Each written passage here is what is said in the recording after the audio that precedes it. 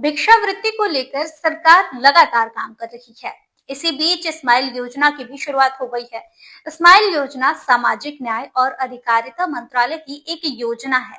इसका मकसद भीख मांगने वालों को शिक्षा, चिकित्सा और कौशल प्रशिक्षण देकर उनका पुनर्वास करना है, जिसमें कई भिक्षुकों को रेस्क्यू किया जा रहा है। वहीं भिक्षुक पुनर्वास एवं कौशल प्रशिक्षण केंद्र जो परदेसीपुरा में स्थित है, यहाँ पर आने के बाद कई भिक्षुकों का जीवन भी बदला है। आज जैसे ही रेस्क्यू किए गए भिक्षुक से हम बात करेंगे और जानेंगे कि उनके जीवन में क्या परिवर्तन आया है। तो चलिए उनसे ही सुनते हैं कि उन्होंने क्या कुछ बताया है।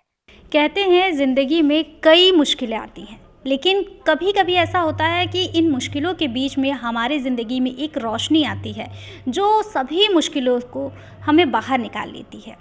आज हमारे साथ हैं विमला जी। उनके भी जीवन में कुछ ऐसी ही मुश्किलें आईं जिनकी ज़िंदगी में रोशनी बनकर रूपाली जैन जी आईं, जिन्होंने उनको सभी मुश्किलों से बाहर निकाला है। तो चलिए आज विमला जी से जानते हैं कि वो भिक्षावृत्ति में कैसे आईं और क्या क्या समस्याओं का सामना करना पड़ा और तब में और अब में उनके जीवन में क्या परिवर्तन आया। तो चलिए उनसे बात करते हैं। बहुत बहुत स्वागत है विमला जी। विमला जी, जब आपने पहले की ज़िंदगी में क्या ऐसी परेशानियां आई कि आपको भिक्षावृत्ति की तरफ जाना पड़ा? देखिए, पहले तो बहुत अच्छा था। जब से शादी हुई उसके बाद से हमने गृहस्थी अच्छी संभाली थी, अच्छे तरीके से रहे थे। बच्चे हो गए, 2 बच्चे हो गए। उसके बाद परिस्थिति बदलने लग गई। धीरे धीरे आपस में टकराव होने लग गया। फिर ऐसे मतलब हमारे पति और हमारे बीच में ऐसा कुछ भी नहीं था, लेकिन फिर भी अचानक ऐसा मोड़ आया कि उनका दिमाग हमारी देवरानी के ऊपर चले गया और वो हमारे से थोड़ा अनबन से रहने लगे। लेकिन हमने कोई इस विषय पर कोई भी चर्चा भी नहीं की, ना ही कहीं किसी से बात कही, ना ही आपस में कुछ टकराव करा या कुछ गलतफहमियां पैदा हुई। फिर भी हम वहाँ रहे, सब कुछ करा। लेकिन एक ऐसा परिवर्तन आया जिस समय हम जब त्यौहार था उस समय हमारे साथ ऐसी घटना घटी कि हमें मतलब ऑटोमेटिक दिमाग पे ऐसा असर हुआ कि ऐसा लगा कि हमें घर से बाहर निकल जाना चाहिए, क्योंकि यहाँ हमें कोई भी मतलब सब मुश्किलों से सामना करते हुए भी हम सब कुछ अच्छा रह रहे हैं, उसके बावजूद भी हमारे साथ कोई भी ध्यान नहीं दे रहा है। तो इसलिए हम बाहर निकलना ज़्यादा बेहतर समझा। हमने कहा ऐसी परिस्थिति बिगड़ जाएगी तो हमारे साथ कुछ भी हो सकता है। हमारे मन में ऐसा हमने सोचा था, लेकिन ऐसा कुछ भी नहीं था, लेकिन हमने सोचा था ऐसा। फिर हम अचानक बाहर निकल आए। फिर हम अपने पियर भी गए। वहाँ पे भी हमको ऐसा लगा कि शायद हम यहाँ रहेंगे तो यहाँ कुछ ज़्यादा कुछ हो जाएगा। तो हम अपने भाइयों की फ़िक्र के कारण हम वहाँ से भी निकल आए और हम ऐसी स्थिति में चले गए कि हमें ये भी नहीं मालूम पड़ा कि हम कहाँ जा रहे हैं, कहाँ जाना है और कैसे रहेंगे, किस चीज़ों से सामना करेंगे, क्या है, कुछ नहीं। और चलते गए ऐसे करके हमने 5 साल ऐसे निकाले। बाहर सड़कों पे भी सोए, हम मंदिरों में भी सोए और रेलवे स्टेशन पे सोए। लेकिन हमने काम बहुत किया और उस समय हमने दिमाग पर ऐसा असर नहीं करा कि हमें भीख मांगना चाहिए। हमने काम किया, काम से हमने मतलब अपना गुजारा चलाए, सब कुछ कर। लेकिन हालात इतने बिगड़ गए थे हमारे कि हम उस समय ऐसा महसूस होने लगा कि अब हमें कुछ मतलब कुछ भी नहीं हमारे से हो रहा है। तो इसलिए हम सड़कों पे आ गए और भिक्षावृत्ति करने लग गए, क्योंकि हालात ही इतने कमज़ोर थे कि ना ही हम कुछ काम कर सकते थे और ना ही कुछ किसी को। तो हमने सोचा कि कोई हमें तो कुछ देगा नहीं, तो इसलिए हम मंदिरों में आकर बैठ गए। और फिर उसके बाद क्या, अचानक ऐसे लोगों ने बोला कि यहाँ पर कोई पकड़ने आते हैं, ये आते हैं, लेकिन हमने इतने ध्यान नहीं दिया क्योंकि हमारा दिमाग इस काम ही नहीं करता था ना। हमें ऐसा लगता था कि जहाँ बैठे हैं वहीं बैठे रहना, जहाँ खा रहे हैं वहीं खा लेना और सो जाना। ऐसी स्थिति में हो गए थे हम, हालात बहुत ख़राब हो गए थे। फिर अचानक यहाँ पे आ गए। यहाँ पे इन्होंने हमारी देखभाल करी, सब कुछ करा, एडमिट किया, हमें खून चढ़ाया।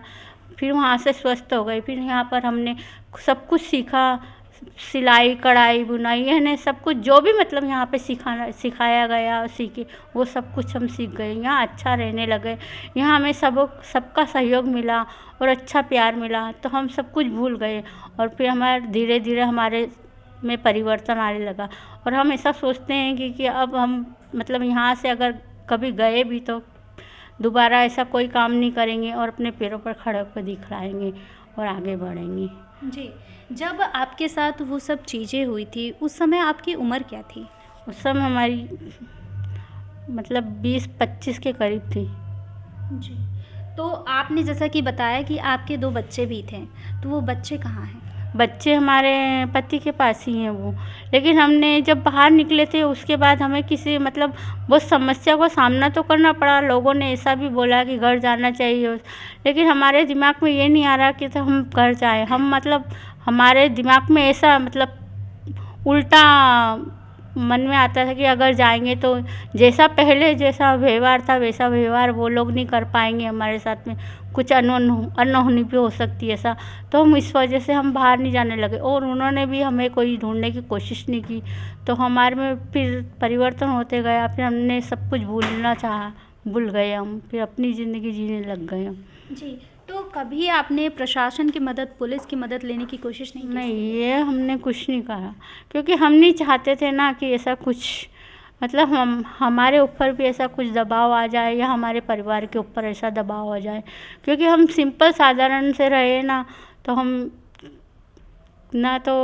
हमने उस समय कुछ तकलीफ़ उठाना चाहिए ना हम दूसरों की तकलीफ़ देखना चाहते थे, क्योंकि हमारे 2 छोटे छोटे बच्चे थे ना, हम उनके कारण ना हमने सब कुछ सहन कर लिया। हम सब जो भी कुछ था हमने अपने ऊपर ही रख लिया, हम आगे नहीं बढ़ पाए हम। तो बच्चों की याद आती है, कभी ऐसा लगता है कि उनसे मिलने जाएँ? आती तो है, लेकिन अब कहाँ ढूँढे, कहाँ जाएँ हम ये बताओ, क्योंकि हम जब आए थे, जब हमारे बच्चे छोटे छोटे थे, जब उस समय आए थे, अब हमको 4-5 साल होने आए हैं और हमें ये भी नहीं पता कि हम मोहल्ले में किसी से बातें भी नहीं करते थे, तो हमें ये भी नहीं पता कि हमें कौन बताएगा, कौन कहाँ दिखाएगा, कैसा क्या है, क्योंकि हमारे परिवार का जो वातावरण था वो सब लोगों से अलग था, हट कर था। मतलब कहीं पे भी आना नहीं, कहीं जाना नहीं, घर में ही रहना। इतना बड़ा मतलब पूरा ऐसा सक्षम परिवार था, अच्छा था, यानी सब पूरा घर में जो माहौल, बाहर जो माहौल होना चाहिए वो सब घर में था ना, तो हमको बाहर जाने की महसूस कमी नहीं हुई कि हम बाहर जाएं, किसी से बात करें, ऐसा कुछ। लेकिन पता नहीं अचानक ऐसा परिवर्तन आया तो हमको खुद बाहर निकलना पड़ा। जी, तो कभी आपने अपने मायके वालों से कांटेक्ट करने की कोशिश की, उनसे बताने की कोशिश क्यों नहीं की? क्योंकि जिस तरीके से हमने की थी एक बार, लेकिन हमारे मतलब रूढ़िवादी जो परंपराएं पुरानी चल रही थी ना, उनकी वजह से हम कुछ कर नहीं पाए आगे। हमने 1-2 बार कहा भी था, पर अब वो जो जिसको कहा था वो हमारे यहाँ है ही नहीं। अब हमारे मम्मी पापा भी नहीं है परिवार में, मतलब सिर्फ भैया भाभी हैं, तो वो कुछ इतना हमारे ऊपर उनने लोड भी नहीं लिया और ना ही हमसे पूछने की कोशिश की।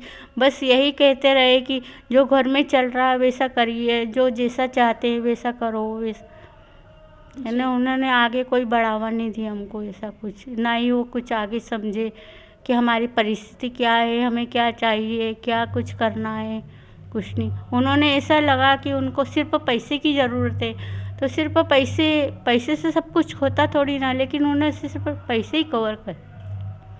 जी, तो जैसा कि आपने बताया विमला जी कि जब आप यहाँ पे आई थी तो आपको खून भी चढ़ा, हॉस्पिटल में भी एडमिट थी, तो वो परिस्थिति क्या ऐसी थी कि जिसकी वजह से आपको हॉस्पिटल में एडमिट होना पड़ा? देखिए, हम जैसे मतलब कुछ चीज़ें खाते तो है नहीं, लेकिन हमने एक ऐसी चीज़ें खा ली थी जिससे हमारे दिमाग पे असर कर गई। वो ऐसा असर कर गई कि हमें मतलब पागलपन सा हो गया और हम घर से निकल आए थे और यहाँ आके हालत गंभीर हो गई। ऐसा नाजुक हालत हो गई कि शायद अगर कोई हमें नहीं संभालता तो हम शायद मर जाते। जी, तो अभी यहाँ पर कैसा माहौल है आपके लिए, इसके बारे में आप हमको बताइए। बहुत अच्छा लग रहा है यहाँ पे। हम तो ऐसा चाहते हैं कि जैसे हमारे परिवार ने जैसा पहले अच्छा, ऐसे हमारे को यहाँ पे पूरा सहयोग मिला, सबका प्यार मिला, अपनापन मिला, तो हम सब कुछ वहाँ के जो हमारा परिवार था वो सब कुछ भूल चुके। हमें ऐसा लगने लगा यही हमारा परिवार है, यही सब कुछ है हमारा। गुस्सा करते हैं लेकिन हम थोड़ी देर के लिए, बस बाकी हम ऐसा चाहते कुछ भी नहीं है। जी, तो खाने वगैरह का कैसी व्यवस्था रहती है? और आप डेली कुछ सीखने को भी, जैसे कि मैं यहाँ पे देखती हूँ आप लोग पतंग वगैरह भी बताते हैं, बहुत सारी चीज़ें बनाते हैं और बातियाँ भी बनाते हैं, तो इसके बारे में बताइए आप? यहाँ पे बहुत कुछ सिखाते हैं, बहुत अच्छा है। ऐसे तो हम कुछ पहले सीखे हुए थे, लेकिन यहाँ पे आने के बाद बहुत कुछ सीखा है, बहुत कुछ परिवर्तन आया हमें भी। न पहले जो सीखा था उसमें ऐसा था कि समय समय पे सीखना था। यहाँ डेली यूज होता है तो हमें बहुत अच्छा लगता है, और ऐसा लगता है कि शायद हम और आगे बढ़ें और कुछ ये सिखाएं और कुछ सीखें। और अगर जैसे मतलब हमें अगर बाहर निकले हैं और कोई हमें आर्डर दे या कुछ करे, तो हम मान सम्मान से बोले कि हमने जो कुछ सीखा है हमने यहाँ से सीखा है, जो कुछ पाया हमने यहाँ से पाया। पहले अधिकार इनका होना चाहिए, फिर हमारा। जी, तो अभी आप लोगों को क्या संदेश देना चाहेंगे जो भिक्षावृत्ति की तरफ जाते हैं?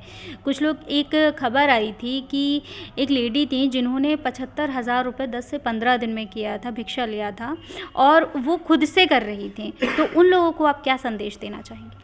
हम यही बोलेंगे कि भिक्षावृत्ति छोड़कर ये जो आपने जो कुछ करना चाहते हो वो अपने दम पर करिए, भिक्षावृत्ति मत मांगिए। और अगर पढ़ना चाहते हो तो आगे बढ़िए पढ़कर, और कुछ कर दिखाओ अपने जीवन में। यही रहा हमारी इच्छा है। हम चाहते हैं कि भिक्षावृत्ति बंद कर दें, और ये कुछ हम अपने समाज के लिए, अपने लिए एक। जी जी, बहुत बहुत धन्यवाद विमला जी, आपने इतनी सारी बातें हमसे शेयर की।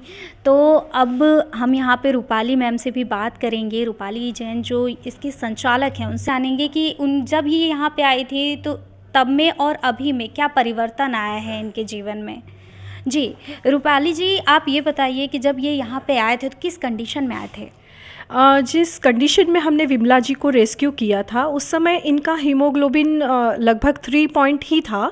तो इमिडिएटली हमको इनको ब्लड चढ़ाना पड़ा। ब्लड की यूनिट्स हमने चढ़ाई, इनको अरविंदो हॉस्पिटल में एडमिट किया। उसके बाद मेंटल हॉस्पिटल से भी हमने थोड़ा ट्रीटमेंट करवाया, क्योंकि ये काफ़ी डिप्रेशन में थी, और डिप्रेशन की स्थिति में ये अपने माइंड पर स्थिर नहीं होने के कारण किसी भी चीज़ों को ये समझने की कोशिश भी नहीं कर पा रही थी। इसलिए हमने थोड़ा इनका परामर्श के माध्यम से इनको वापस कह सकते हैं कि एक अच्छी ज़िंदगी के दर्शन कराएं कि आपका जीवन खत्म नहीं हुआ है, इसको आपको ही संभालना है, और जब कोई दूसरे हमारी फ़िक्र ना करे तो ईश्वर हमें हमारी फ़िक्र करने वाला कोई ना कोई तो ज़रूर भेजता है।